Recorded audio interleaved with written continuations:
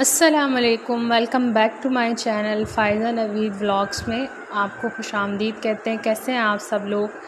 और जी अफ्तार के बाद का टाइम था और हम जा रहे थे बाज़ार, क्योंकि बच्चों की छोटी मोटी ईद की चीज़ें रह गई थी जो लेनी थी। दरअसल इस इलाके में हम लोग जो हैं वो अभी नए नए शिफ्ट हुए और ये मलीर हॉल्ट का इलाका है, अल-फलाह सोसाइटी।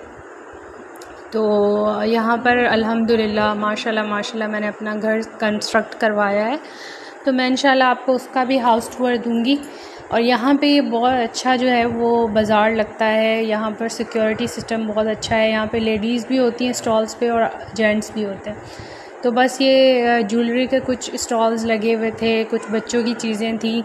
बच्चों की ईद के कपड़ों की शॉपिंग तो हो गई थी, बस ये जो छोटी मोटी चीज़ें होती हैं, आजकल बच्चों ने लिस्टें बनाई हुई होती हैं, उनको जो चीज़ें चाहिए हुई होती हैं। तो यहाँ पर ये बैंगल का स्टॉल मुझे नज़र आया। यहाँ पर बहुत खूबसूरत बैंगल्स थी और इनकी प्राइजेज़ बहुत अलग थी, तो इस वजह से यहाँ पे मैंने प्राइस मेंशन नहीं किए। और ये जो है वो खुस्सों का स्टॉल था और ये 450-500 के अराउंड जो था मिल रहा था। ये मेहंदी का बहुत प्यारा और बड़ा स्टॉल लगा हुआ था। तो यहाँ पर जो है वो चांद रात की तैयारियाँ भी भरपूर तरीके से चल रही हैं। फिर ये एक और ज्वेलरी स्टॉल था, यहाँ पर भी जो है वो ज्वेलरी मिल रही थी। यहाँ पे लेडीज़ जो हैं वो देख रही थी।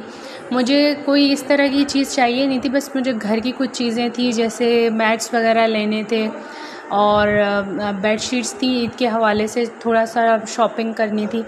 तो मैंने यहाँ पर जब विज़िट किया तो मुझे थोड़ा सा एक्सपेंसिव लगी ये चीज़ें बाकी के दूसरे बाज़ारों के हिसाब से। और ये अलकरम और गुल अहमद की बेडशीट्स थी। और यहाँ पर जो है वो मैं अपनी बेटी के लिए पर्स देख रही थी।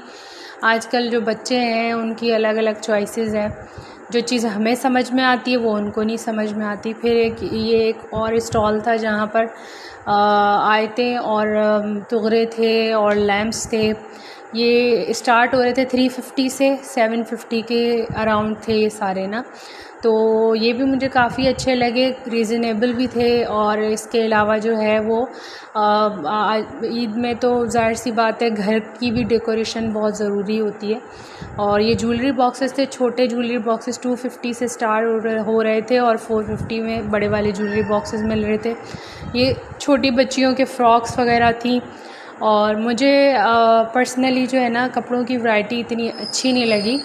बाकी चीज़ें जो हैं वो ठीक थी, जैसे ये ज्वेलरी के स्टॉल थे, ये जो छोटी बच्चियाँ हैं उनके हवाले से ये ज्वेलरी के स्टॉल्स बहुत अच्छे थे। और यहाँ पे जो है वो बार बार मेरी बेटी जो है वो मुझे तंग कर रही थी कि उसको मैचिंग पर्स लेना है, और जो चीज़ मुझे पसंद आ रही थी वो उसको पसंद नहीं आ रही थी और जो मुझे पसंद आ रही थी वो उसको पसंद नहीं आ रही थी। तो बच्चे जब बड़े होना शुरू हो जाते हैं तो उनकी अपनी चॉइसेस होती हैं। तो बस जी हमारा डिस्कशन चल रहा था कि कौन क्या लेगा। और जी ये देखें यहाँ पर जो है वो मैं अपने बेटे के लिए शलवार कमीज़ देख रही थी। उसके मैंने कपड़े तो ले लिए थे, लेकिन उसके लिए मुझे एक शलवार कमीज़ चाहिए थी फ़र्स्ट डे के लिए। तो मैं वो देख रही थी कि मुझे कोई अच्छा और जो है ना सॉफ़्ट मटेरियल में मिल जाए, क्योंकि वो शलवार कमीज़ बहुत कम पहनता है। तो मैंने यहाँ पर देखा बट मुझे अच्छा नहीं लगा, तो मैंने यहाँ से नहीं लिया। फिर मैं नेक्स्ट डे गई थी तारिक रोड, मैंने वहाँ से ली है। इंशाल्लाह मैं नेक्स्ट व्लॉग में आपसे बच्चों की ईद की शॉपिंग भी शेयर करूँगी कि मैंने उनकी शॉपिंग क्या की है। तो ये जो शलवार कमीज़ हैं वो 600 से स्टार्ट हो रही थी, 700, 750, 800 बड़ों की, जो 8-9 साल के बच्चे थे उनकी ऐसे मिल रही थी। फिर यहाँ पे जी बच्चों को घड़ियाँ लेनी थी तो वो घड़ियाँ देख रहे थे। और ये 150 के अराउंड जो है वो कॉटन फ्रॉक्स थी बच्चियों की। फिर जी हमने जो छोटी मोटी ख़रीदारी करनी थी वो कर ली। और उसके बाद मेरी बहन का जो है ना सिलाई का काम है, वो सिलाई करती है, तो उसकी मोटर ठीक करवानी थी, वो दी। फिर जी वापसी पे हम घर आए और ये 9 साढ़े 9 बजे का टाइम था। तो मुझे जो है ना क्रेविंग हो रही थी कुछ चटपटा खाने की, तो हमने जो है वो रास्ते से गोलगप्पे लिए, गोलगप्पे खाए, हमने एंजॉय किया। और फिर उसके बाद मैंने इशा की नमाज़ पढ़ी और उसके बाद जो है हमने जो है वो अपनी जो दिन है उसका अख्तिताम ऐसे किया। आई होप आप लोगों को बहुत अच्छा लगा होगा।